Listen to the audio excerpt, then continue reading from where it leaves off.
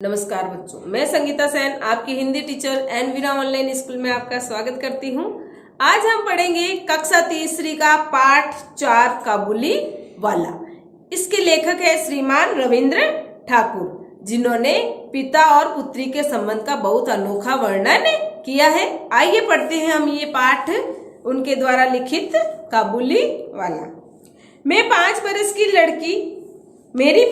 की लड़की मिनी से घड़ी भर भी बोले बिना नहीं रहा जाता। यानी लेखक की 5 साल की बेटी है जो बिना बोले रह ही नहीं सकती। बच्ची है तो सारे दिन क्या करती रहती है, बोलती रहती है, रह ही नहीं पाती। एक दिन वह सवेरे सवेरे बोली, बाबूजी रामदयाल दरबार है ना, वो काक को कौवा कहता है। यानी सवेरे सवेरे अपने पापा को क्या कहती है, पिताजी वो रामदयाल दरबार है ना, वो काक को कौवा कहता है। कि काक कहना चाहिए और वो क्या कहता है, कौवा कहता है।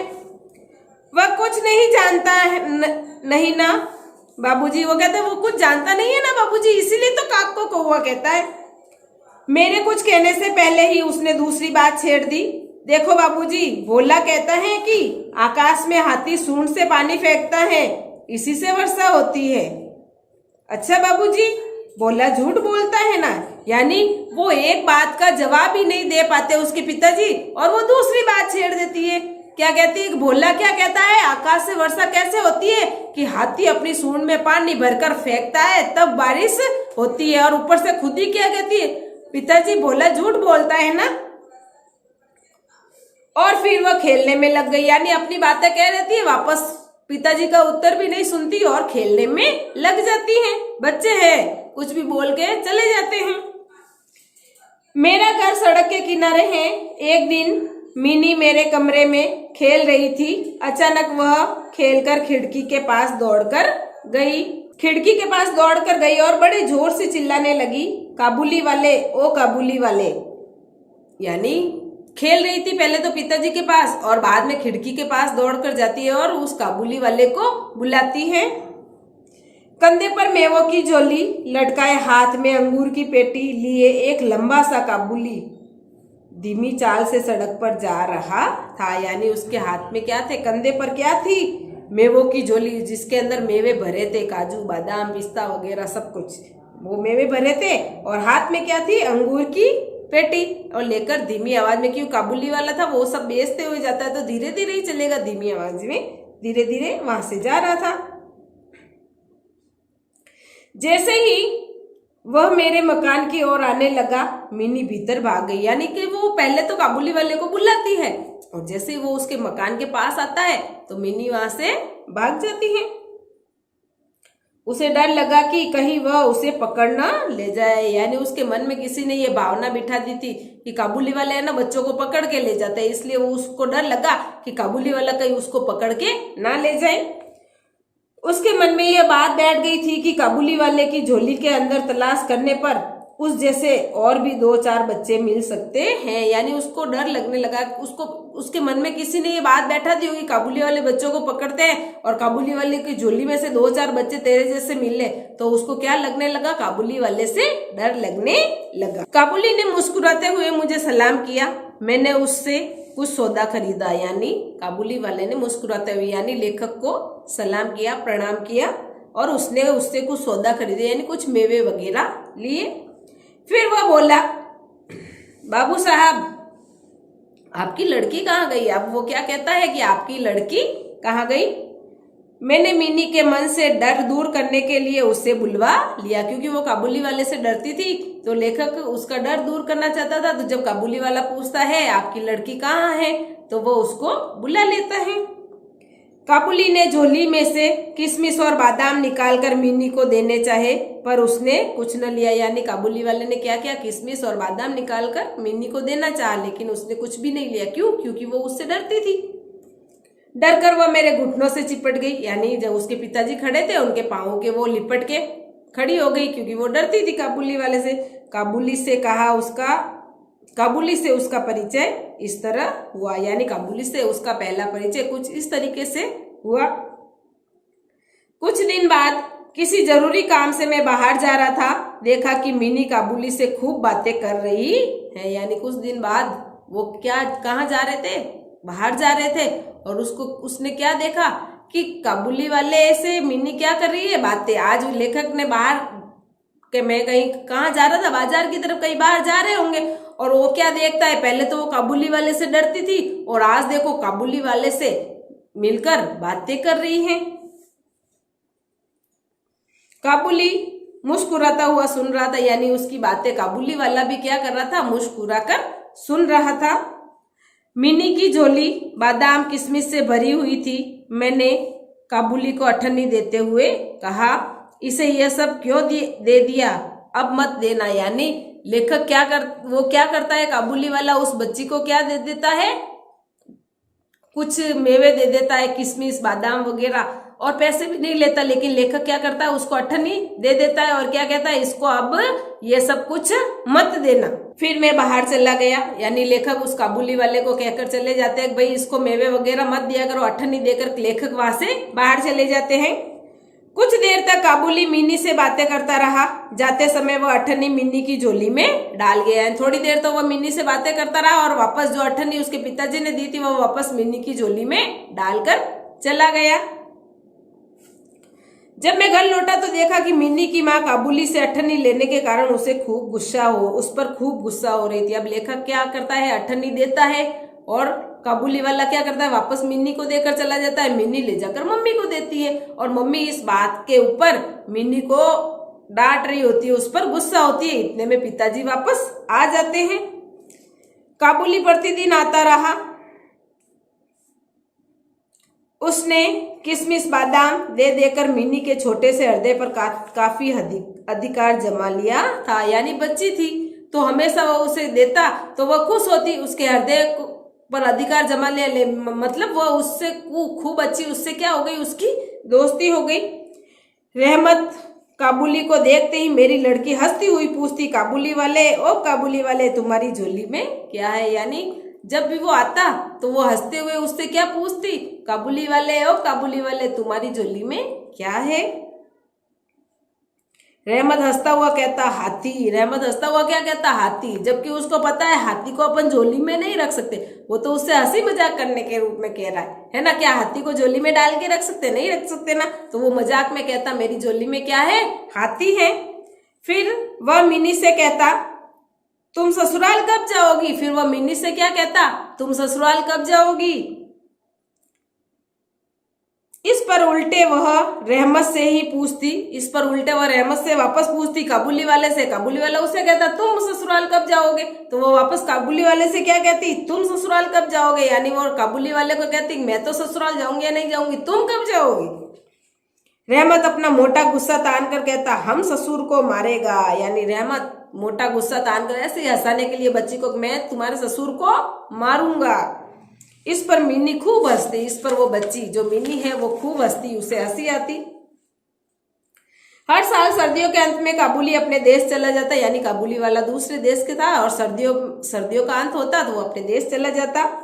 जाने से पहले वो सब लोगों से अपना पैसा वसूल करने में लगा रहता, यानी जिसको उसने उधार दिया है, मेवे वगैरह जो भी चीजें वो बेचता था, जिसने जिसको उधार दिया है उससे वो वापस वसूली करने में लग जाता। एक दिन सवेरे मैं अपने कमरे में बैठा कुछ काम कर रहा था। ठीक उसी समय सड़क पर बड़े जोर का शोर सुनाई दिया। एक दिन सुबह सुबह का टाइम था। लेखक कमरे में बैठे कुछ काम कर रहे थे और उनको जोर जोर से आवाजें सुनाई देने लगी। देखा तो एक दिन सवेरे मैं अपने कमरे में बैठा कुछ काम कर रहा था। ठीक उसी समय सड़क पर बड़े जोर का शोर सुनाई दिया। यानी एक दिन लेखक काम कर रहे थे और उनको क्या जोर जोर की आवाजें सुनाई देती हैं। देखा तो रहमत को 2 सिपाही बांधे लिए जा रहे थे। रहमत कौन था, काबुली वाला, उसको 2 सिपाही बांध कर ले जा रहे थे। रहमत के कुर्ते पर खून के दाग हैं और सिपाही के हाथ में खून से सना हुआ छुरा। यानी रहमत के कुर्ते पर क्या है, खून के दाग है। उसने क्या किया, कोई खून वगैरह किया है, इसलिए उसके कुर्ते पर क्या लगे हुए थे, पूरे खून के दाग लगे हुए थे। और सिपाही के हाथ में खून से सना हुआ छुरा। और सिपाही के हाथ में क्या था, खून से सना हुआ छुरा। कुछ सिपाही से और कुछ रहमत के मुंह से सुना कि हमारे पड़ोस में रहने वाले एक आदमी ने रहमत से चादर खरीदी थी। उसके कुछ रुपए उस पर बाकी थे जिन्हें उसने देने से मना कर दिया।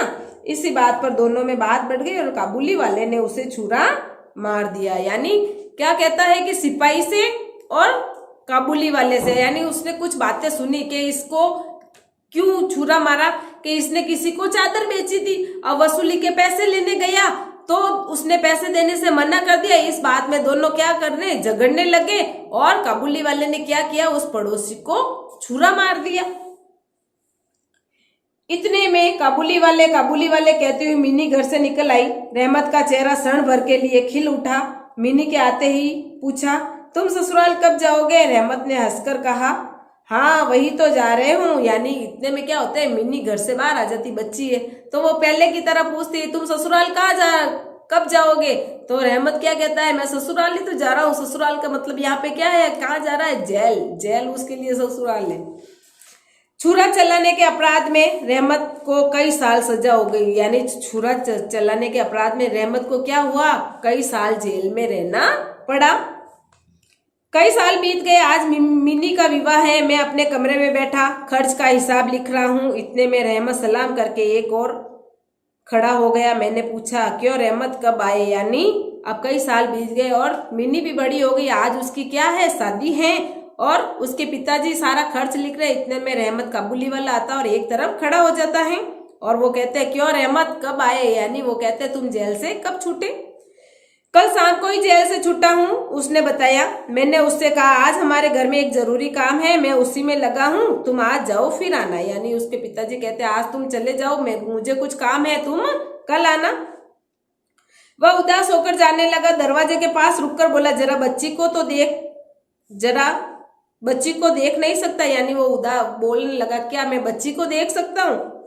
शायद उसे ही यही विश्वास था कि मिनी अभी भी वैसी बच्ची ही है। यानी उसको अभी ऐसा ही लगता था कि मिनी अभी बच्ची ही है। मैंने कहा, आज घर में बहुत काम है, आज उससे मिलना न हो सकेगा। वो कहता है, आज घर में बहुत काम है, तुम कल है ना, आज तुम्हें उससे मिलना नहीं हो पाएगा। वह उदास होकर बोला, ये थोड़ा सा मेवा बच्ची के लिए लाया, उसको दे दीजिएगा। यानी वो हमेशा उसको मेवा देता था। वो कहता, मैं थोड़ा सा लेके आया, आप उस बच्ची को दे दीजिएगा।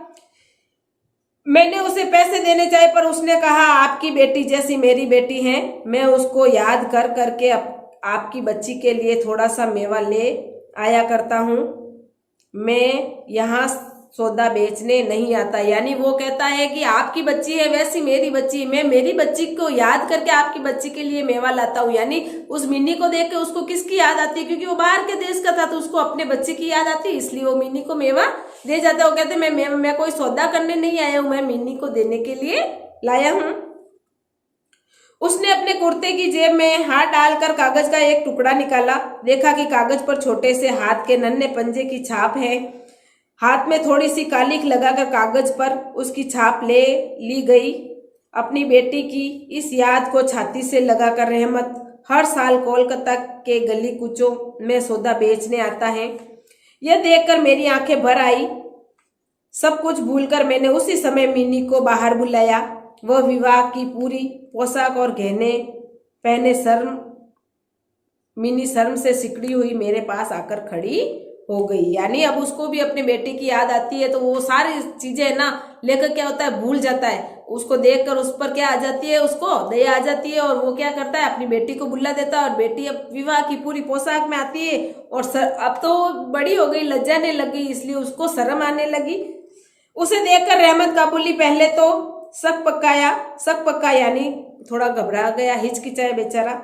उसने पहले जैसी बातचीत करते न बना। बाद में वह हंसता हुआ बोला, लल्ली सास के घर जा रही है क्या? यानी अब उसको क्या बोलता, लल्ली क्या तुम सास के घर जा रही हो? मिनी अब सास का अर्थ समझती थी। मारे शर्म के उसका मुंह लाल हो उठा। यानी अब सास ससुर का अर्थ वो समझती थी, पहले बच्ची थी तो वह शर्मा गई।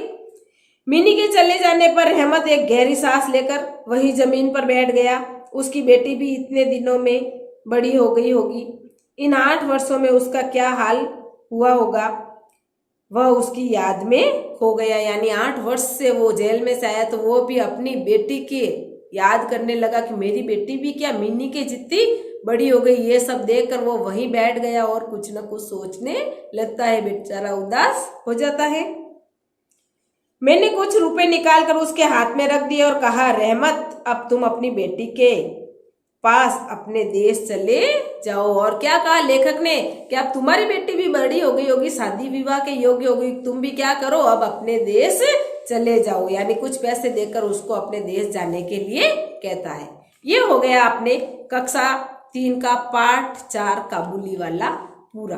तो देखा बच्चों आपने इस पाठ में किस तरीके से काबुली वाले से लगाव हो जाता है और काबुली वाला उस मिनी के रूप में किसको देखता है, अपनी बेटी को देखता है। और उसको जब विवाह के जोड़े में देखता है तो उसको अपनी बच्ची की भी याद आ जाती है। एक पिता ही इस संबंध को समझ सकता है कि मेरी पुत्री इतनी बड़ी हो गई और अब उसकी क्या करनी है, शादी करनी है। काबुली वाला मिनी को देखकर अपनी बच्ची के बारे में सोचने लगता है। यह सोचकर लेखक उसे पैसे देकर विदा कर देता है। यह हो गया अपना आज पाठ पूरा।